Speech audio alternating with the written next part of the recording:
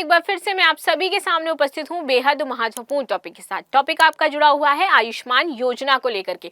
यदि आप सभी को याद हो तो लोकसभा इलेक्शन के दौरान अपने मैनिफेस्टो में बीजेपी गवर्नमेंट ने ये कहा था कि वे बुजुर्गों को और सशक्त बनाएंगे तथा उनको आयुष्मान योजना का लाभ देंगे। तो फाइनली उन्होंने मैनिफेस्टो का एक हिस्सा अपना कंप्लीट किया है और जो 70 वर्ष या 70 वर्ष से अधिक के बुजुर्ग हैं उनको आयुष्मान योजना में शामिल कर लिया है। इसके तहत अब उनको 5 लाख का कवर यहाँ पर प्रदान किया जा रहा है। अब हम ये समझेंगे कि आयुष्मान योजना की शुरुआत कब से हुई थी, क्या क्या क्राइटेरियाज हैं, जो हिली एरियाज हैं उनमें कितना कितना रेशियो दिया जाता है, जो नॉर्मल आपके राज्य या केंद्र शासित प्रदेश हैं वहां पर क्या क्या इनका डिस्ट्रीब्यूशन होगा पैसे का, ये सारी चीजें समझते हुए हम आगे बढ़ेंगे। मेरा नाम है प्राची मिश्रा और संस्कृति IAS के इस प्लेटफॉर्म पर आप सभी का स्वागत है। चलिए वीडियो को शुरू कर लेते हैं और एंड तक जरूर देखिएगा क्योंकि बहुत इंपॉर्टेंट चीजें और चेंजमेंट इसमें शामिल किए गए हैं और वो सारे हम समझते हुए आगे बढ़ेंगे। ठीक है, लेकिन इससे पहले आपके लिए सूचना है कि हिंदी दिवस के अवसर पर आपको 75% का डिस्काउंट दिया जा रहा है। यह ऑफर आपका 13 से 16 सितंबर तक वैलिड रहने वाला है। चलो अब आगे आ जाते हैं और देखते हैं न्यूज क्या है। Cabinet approves 5 lakh health cover for senior citizens 70 and above. चलो, तो ये तो रही वो योजना जिसके तहत यहाँ पर कवर दिया जा रहा है। आगे देख लेते हैं अब क्या चीजें हैं।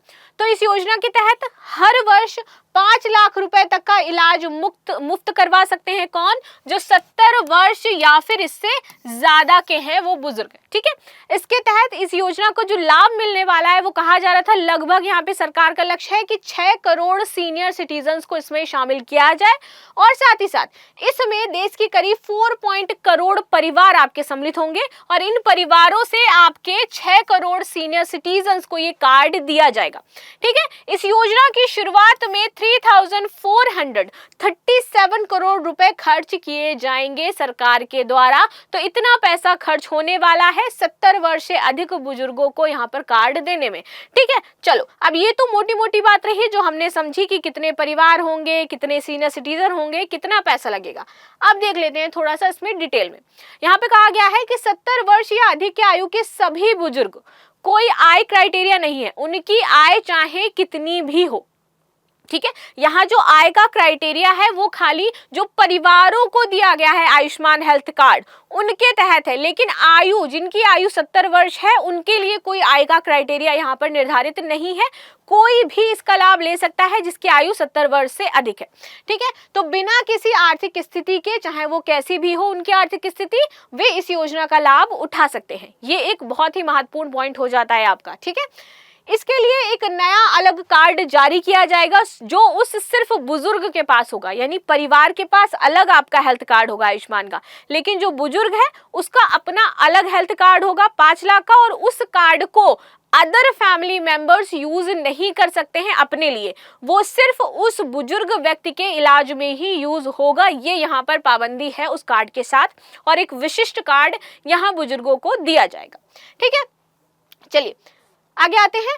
उन्हें 70 पार के सीनियर सिटीजन्स के लिए हर वर्ष 5 लाख रुपए तक का एडिशनल कवर मिलेगा। इसका इस्तेमाल परिवार के अन्य लोग नहीं कर सकेंगे और यही मैं आपको बता रही थी। आगे आते हैं आयुष्मान भारत प्रधानमंत्री जन आरोग्य योजना के बारे में जान लेते हैं। शुरुआत कब से हुई थी इसकी? 2018 से इसकी शुरुआत करी थी सरकार ने। ठीक है, इसका जो नोडल मंत्रालय हो जाता है वो है राष्ट्रीय स्वास्थ्य प्राधिकरण। ये इसका नोडल मंत्रालय है। कई बार आपसे प्रश्न में पूछ लेते हैं कि इसका नोडल मंत्रालय क्या होगा। आगे बात करते हैं, लक्ष्य क्या था जब इस योजना की शुरुआत हुई, तो क्या लक्ष्य रखा गया था? तो माध्यमिक और तृतीयक स्वास्थ्य सेवाओं के लिए प्रति पारिवारिक प्रतिवर्ष यहाँ पर 5 लाख रुपए तक का मुफ्त इलाज इनको उपलब्ध करवाया जाएगा। इस योजना के लाभार्थी का चयन सामाजिक आर्थिक जातिगत जनगणना 2011 के आंकड़ों पर आधारित है। ठीक है, PMJY पूरी तरह से सरकार द्वारा वित्त पोषित योजना है। इसकी यहाँ पर आप देखोगे क्रियान्वयन लागत केंद्र और राज्य के बीच बांटी जाती है और ये जो आपकी पैसा बांटा जाता है वो अलग अलग क्षेत्र के लिए अलग अलग है रेशियो।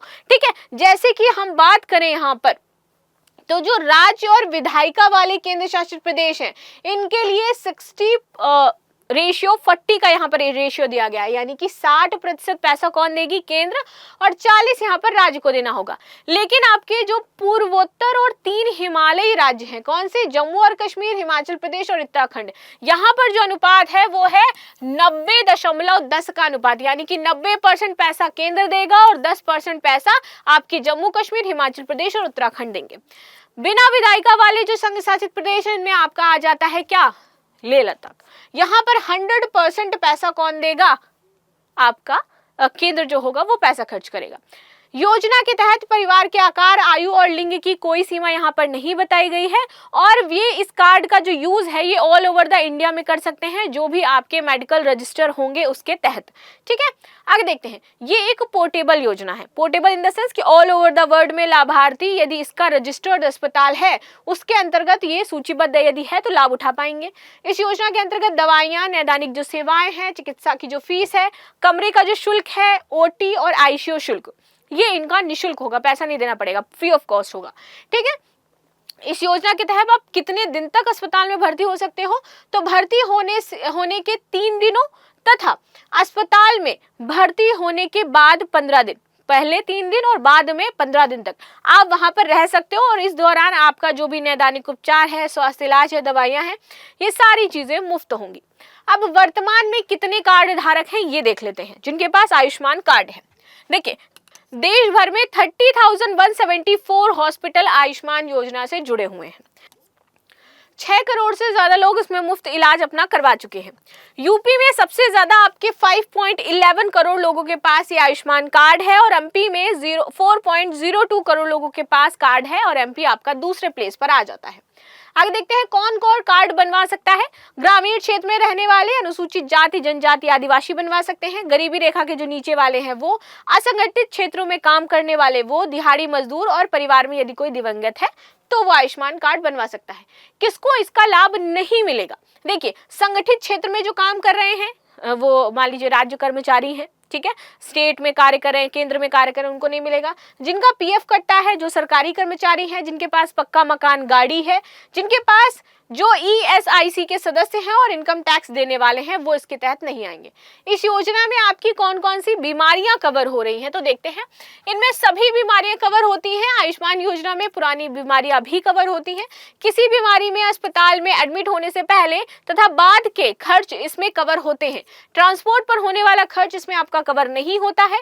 इसमें सभी मेडिकल जांच, ऑपरेशन, इलाज जैसी चीजें शामिल हैं और इस योजना के तहत अब तक 5.5 करोड़ से ज्यादा लोग अपना इलाज करवा चुके हैं। ठीक है, लास्ट में आपके लिए क्वेश्चन हो जाता है कि आयुष्मान भारत प्रधानमंत्री जन आरोग्य योजना की शुरुआत कब हुई थी। ठीक है, वर्ष 2010, 2013, 2016 या फिर 2018। तो आप सभी मुझे कमेंट में अवश्य बताइएगा। मिलते हैं नेक्स्ट क्लास में, तब तक के लिए धन्यवाद। लाइक, शेयर, सब्सक्राइब करना बिल्कुल भी ना भूलें and thank you so much.